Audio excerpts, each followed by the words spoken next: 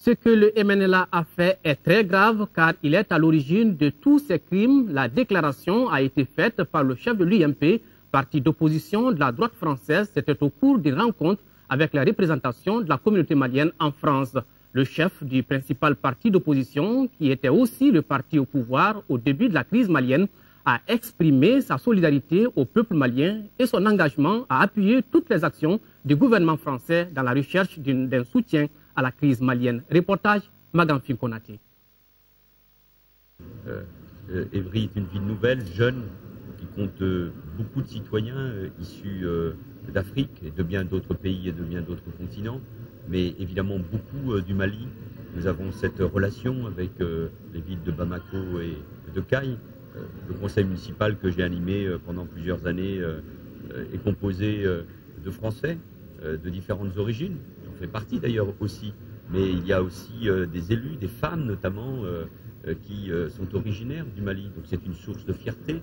Et nous voulons dire notre amitié, notre amour pour ce pays qui est un pays magnifique, qui est un pays qui a été une démocratie exemplaire, pacifique la plupart du temps, fait de femmes et d'hommes qui veulent s'en sortir. Donc c'est normal que dans ce moment difficile, mais de joie aussi, avec la visite du président de la République aujourd'hui, nous soyons du côté des Maliens, une nouvelle fois. Monsieur le ministre, l'intervention de la France a été vivement saluée et accueillie par les Maliens, mais de plus en plus des voix s'élèvent et s'indignent par rapport à l'attitude de la France vis-à-vis du MNLA. Et on a l'impression que la France veut remettre le MNLA en selle pendant qu'il n'existe plus. Quel message fort avez-vous à ce niveau? Le seul message que nous puissions faire passer, c'est que, notamment dans le cadre du processus démocratique et de la prochaine élection présidentielle qui va reprendre, le dialogue politique s'instaure de nouveau entre les différentes forces politiques. Le président de la République l'a dit aussi aujourd'hui, tous ceux et toutes celles qui veulent participer aux élections démocratiques pourront le faire. Et c'est au peuple malien de choisir ses dirigeants, notamment pour que l'intégrité du Mali retrouvée soit renforcée en respectant chacun.